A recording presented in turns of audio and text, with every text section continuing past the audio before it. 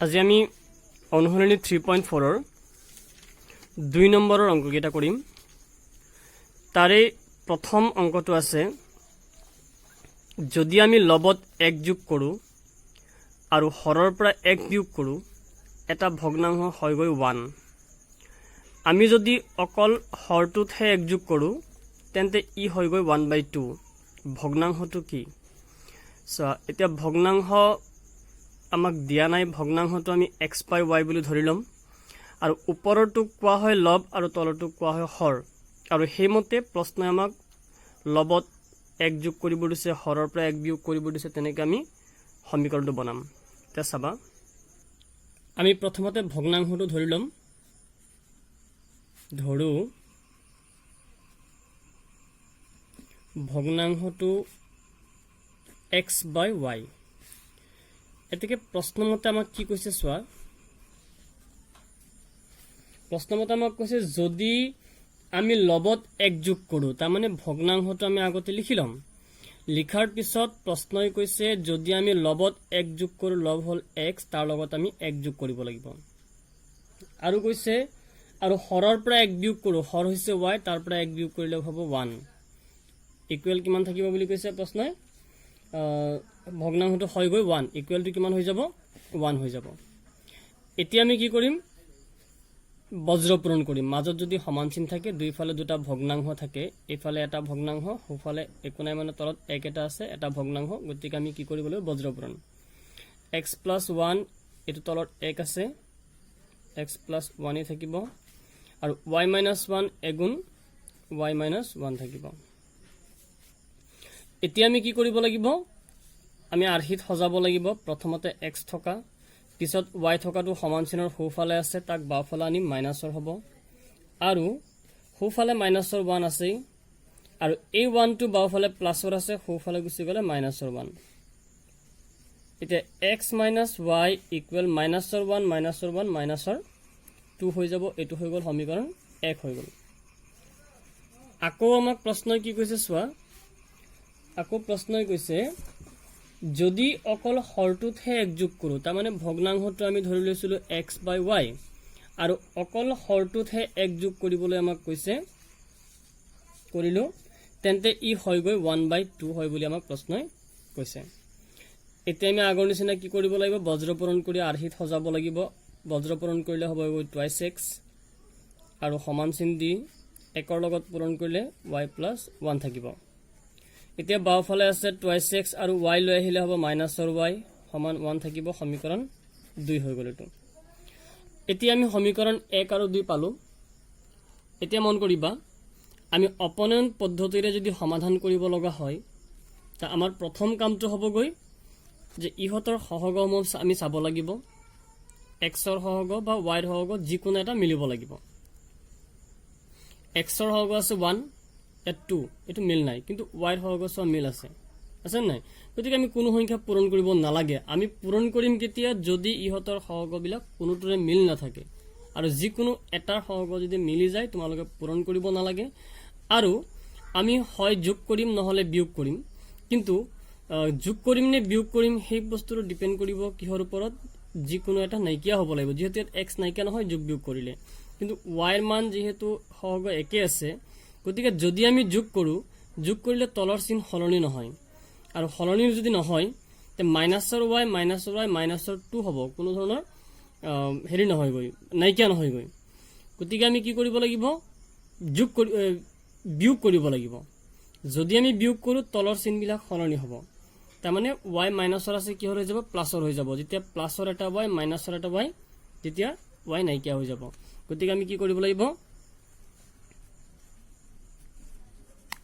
সমীকৰণ 1ৰ পৰা 2 বিয়োগ কৰি পাওঁ।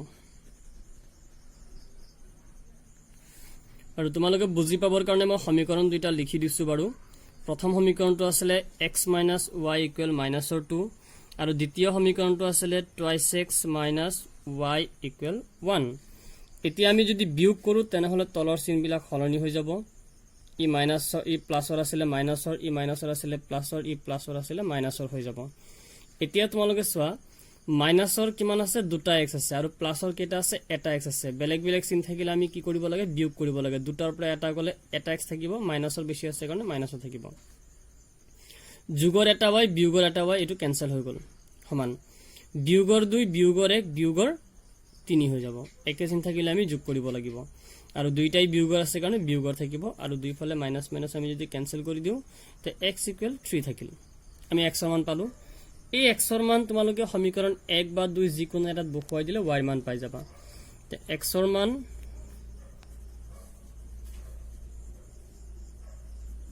সমীকৰণ 1ত বহাই পাম সমীকৰণ 1ত বহাম সমীকৰণ 1ত বহাই পাও সমীকৰণ 1 টো আছিল x - y = -2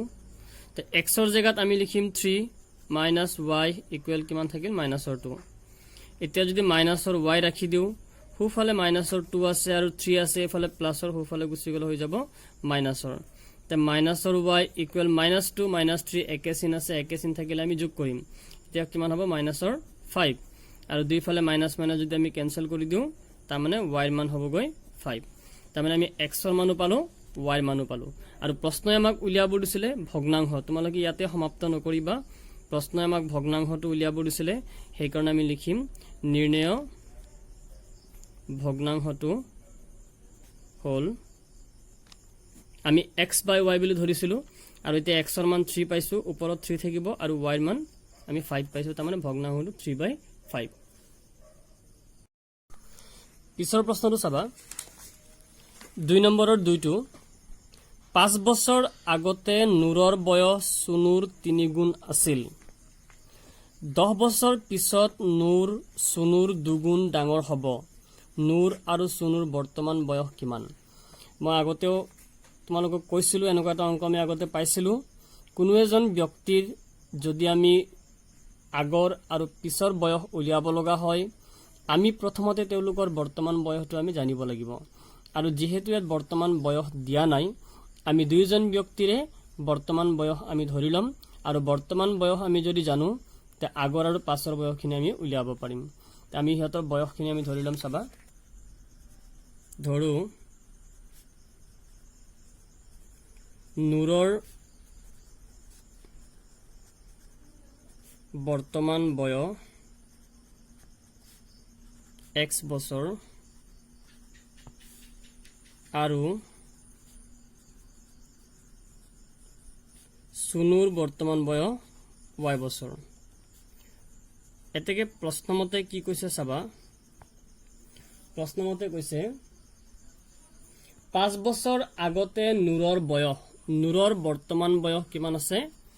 x আছে গতিকে 5 বছৰ আগত বুলি ক'লে তেওঁৰ বয়স 5 বছৰ আগত বৰ্তমানৰ বয়সতকৈ 5 বছৰ কম আছিল কাৰণে মাইনাস কৰিবা এটো হল 5 বছৰ আগত নুৰৰ বয়স সমান তুলনা কৰিছে কাৰ লগত সুনুৰ বয়সৰ লগত তুলনা কৰিছে 5 বছৰ আগত নুৰৰ বয়স সুনুৰ বয়সৰ 3 গুণ হ'ব বুলি কৈছে সুনুৰ বৰ্তমান বয়স কিমান আছে y বছৰ তে 5 বছৰ আগত কিমান আছিল y - 5 এই সুনুৰ বয়সৰ কে গুণ বুলি কৈছে 3 গুণ বুলি কৈছে ঠিক আছে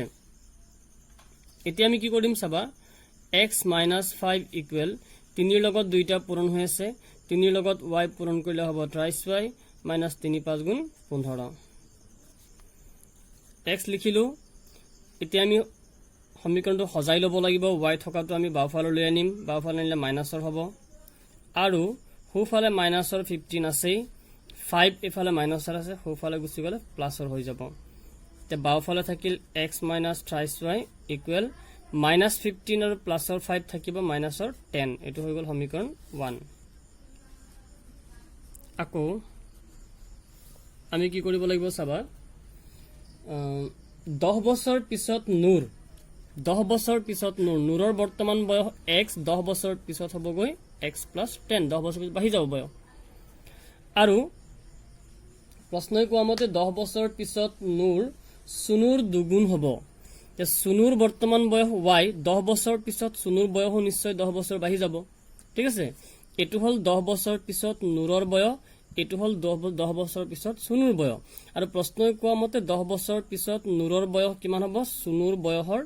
দুগুণ হ'ব বুলি কৈছে ঠিক আছে এতিয়া কি কৰিবা x + 10 আমি এফালে যোগ কৰিব নোৱাৰিম কাৰণ বিসদৃশ সোফালে পূৰণ হৈ আছে আমি পূৰণ কৰিম 2 ৰে y পূৰণ কৰিলে হ'ব 2y + 2 ৰে 10 পূৰণ কৰিলে হ'ব 20 এতিয়া আমি x থকা y থকা আমি একলগত লিখিম x থকা লিখিলো y থকাটো বাওফালে আনিলে মাইনাসৰ 2y ইকুৱেল 20 আছে আৰু 10 গুচি গলে মাইনাসৰ 10 হ'ব তাৰ মানে x - 2y ইকুৱেল 20 - 10 মানে হ'ল 10 এটো হৈ গল সমীকৰণ 2 এতিয়া আমি কি কৰিব লাগিব চাবা সমীকৰণ 1 আৰু 2 আমি পালো অপনয়ন পদ্ধতিৰে সমাধান কৰিবলৈ আমি কি কৰিব লাগিব প্ৰথমতে চাব লাগিব তাৰ সহগবিলাক মিল আছে না নাই তে y ৰ সহগ যদিও মিল নাই কিন্তু x ৰ সহগ মিল আছে যদি মিল আছে তেনেহলে আমি কি কৰিম যোগ কৰিম নে বিয়োগ কৰিম যদি যোগ কৰো এটা x দুটা x হৈ যাব কেনসেল নহয় গতিকে আমি কি কৰিব লাগিব বিয়োগ কৰিব লাগিব সমীকৰণ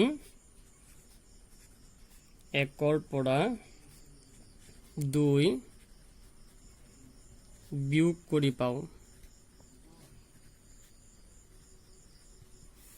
সমীকৰণ 1 টো কিমান আছিল x - 3y = -10 আৰু সমীকৰণ 2 টো আছিল x - 2y = 10 আমি যদি বিয়োগ কৰো তলৰ চিন হলনি হৈ যাব ই প্লাসৰ আছে মাইনাসৰ আছে প্লাসৰ আছে মাইনাসৰ এটা x এটো প্লাসৰ এটা মাইনাসৰ কেনসেল গল তিনটা y আছে বিয়োগৰ আৰু দুটা y আছে যোগৰ তাৰ মানে বেলেগ চিন আছে গতিকে আমি বিয়োগ কৰিম তিনটা y ৰ পৰা দুটা y গলে এটা y থাকিব কি হৰ থাকিব মাইনাসৰ বেছি আছে গলে মাইনাসৰ থাকিব আৰু এই দুইটা মাইনাসৰ আছে তে মাইনাসৰ 10 একে চিন আছে গতিকে আমি যোগ কৰিম মাইনাসৰ কিমান হৈ যাব 20 মাইনাস কেনসেল কৰিলে y ৰ মান থাকিব 20 তে এই y ৰ মান আমি সমীকৰণ 1 ত বা 2 ত বহুৱাই দিলে আমি x ৰ মান পাই যাম তে y ৰ মান সমীকৰণ 2 ত বহুৱাই পাও সমীকৰণ 2 ত বহুৱাই আছো x - 2y = 10 আছিল তে x ৰ মান নাই -2 * y ৰ মান পাইছো আমি 20 ইকুৱেল কিমান থাকিল 10 তে x ইকুৱেল হোফালে 10 আছে এফালে 20 2 গুণ 40 কি হৰ আছে বিয়োগৰ হোফালে গুচি গলে হৈ যাব যোগৰ 40 তাৰ মানে x ৰ মান হৈ গল কিমান 50 তাৰ মানে আমি কি বুজিলো x ৰ মান 50 তাৰ মানে x মানে কি ধৰিছিল আমি নুৰৰ বৰ্তমান বয়স আমি সেই কথাটো তলত লিখি দিম এতেকে নুৰৰ বৰ্তমান বয়স x মানে কিমান হল 50 বছৰ আৰু চুনুৰ বৰ্তমান বয়স আমি y ধৰিছিলো y মানে কিমান আছে 20 মানে চুনুৰ বৰ্তমান বয়স 20 বছৰ হ'ব ঠিক আছে